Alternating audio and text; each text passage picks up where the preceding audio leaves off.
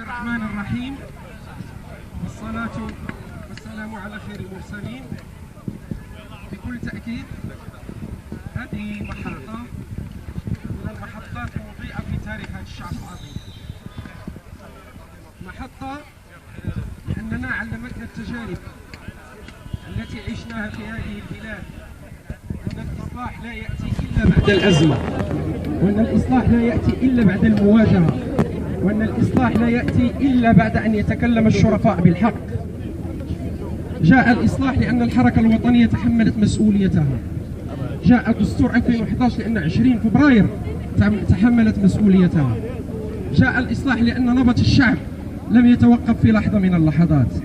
لذلك هذه محطة قد تكون كبيرة وقد تكون صغيرة في هذا المسار الطويل. لم نعرف يوما ولم نشهد يوما أن الإصلاح جاء مرتجلا إلينا متطوعا أو عن طواعية، من الإصلاح جاء دوما بضغط من المناضلين، بضغط من النضال الوطني. واليوم عندما تقع المواجهة، تقع الأزمة بين حرية التعبير وحرية الصحافة، وبين أعداء حرية التعبير وحرية الصحافة، فإنه بكل تأكيد الزمن الآتي سيكون لفائدة الحرية، لأن الحرية هي التي تنتصر على الأعداء. ولنا أن نشهد اليوم، ولنا أن نتذكر اليوم كل الأسماء أضحت في مزبلة التاريخ، والحرية الصحافة وحرية التعبير وحقوق الإنسان وإرادة الشعب هي التي انتصرت. واليوم حينما يحاكم عبد الله البقالي فإنه لا يحاكم كشخص، يحاكم كقضية، قضية حرية التعبير والصحافة في هذه البلاد، قضية حقوق الإنسان، قضية ديمقراطية المجتمع. لذلك ليست قضية عبد الله البقالي أو قضية صحفي معزول عن الحراك الشعبي الذي يسير في البلاد بخطى ثابتة. نحن نعلنها تحدي من الآن، لن نتنازل.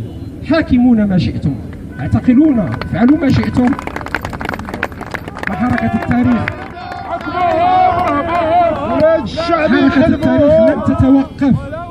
لن تتوقف، وقرار تعاطي مع هذه المحاكمة لم يعد قراري الشخصي، أصبح قرار مهنة، قرار النقابة الوطنية للصحافة المغربية، قرار المنظمات الحقوقية، قرار الأحزاب الوطنية الديمقراطية، قرار المجتمع المدني، قرار الشعب المغربي قاطبة.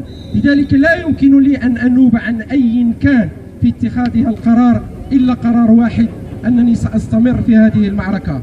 ومرحبا بالمحاكمة، ومرحبا بالاعتقال، ومرحبا بكل العقوبات التي تنتظرنا، لأننا لن نكون أقل شأنا من الوطنيين الذين دفعوا الثمن غاليا من أجل أن تسود الحرية ومن أجل أن تسود الكرامة اليوم. أنا على يقين أن حصاد لم يحرك المتابعة، وأن هناك من دفع حصاد إلى تحريك المتابعة، ونحن لا نطلب شيئا غاليا ولا نفيسا ولا مستحيلا. نطلب منهم أن يكشفوا عن وجوههم ويخرجوا يواجهوننا في الشارع بهوياتهم، بشخصياتهم، بأسمائهم، لنواجه ونخاطب من يريد أن يعاكس إرادة التغيير في هذا الوطن. نحن كما قلت رضعنا حليب الشجاعة وحليب الجرأة من حزب وطني كبير وحزب الاستقلال، رضعنا شجاعة المهنة من نقابة وطنية للصحافة المغربية التي قادها رجال عظام وقطعوا بها مسارا طويلا كان شاقا، ولكنه أفضى إلى ما أفضى إليه. اليوم أحسن من الأمس، والبلاد تراكم مكاسب بفضل النضال الشعبي الذي قادته الأحزاب الوطنية والشارع المغربي. اليوم أؤكدها أمام الملأ، لن أستأنف الحكم. اخذوا بما شئتم ابتدائيا وتحملوا مسؤوليتكم، لأن عبد الله البقالي مجرد شخص في مسار شعبي طويل.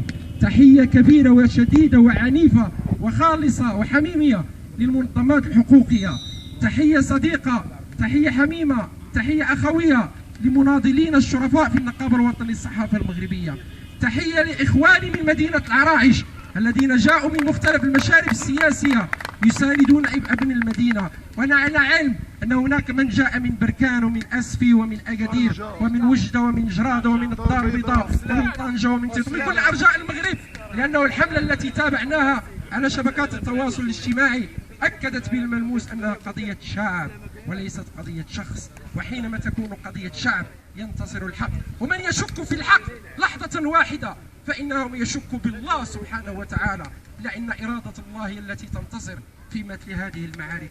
مرحبا بالقضاء أن يكون ساحة للمواجهة، أملنا أن يكون قضاء مستقلا، وإذا أراد أن لا يكون مستقلا فليفعل، لا يضرنا شيئا في ذلك. كم حكموا بالظلم، كم حكموا بالتعسف، كم حكموا بالغبن، ولكن السجون أفرغت اليوم والمناضلين خرجوا يواصلون حركة التاريخ بكل ثقة وبكل اطمئنان. موعدنا يوم 19 شهر 4، وهناك فوجئت هذا الصباح بوجود ملف ثاني، ليس ملف واحد فقط. جهزوا ما شئتم من ملفات، 10-20 ملف، لا يهمنا، نحن مستعدون تمام الاستعداد لندفع الضريبة، لندفع التكلفة التي يجب أن ندفعها في مثل هذه اللحظات.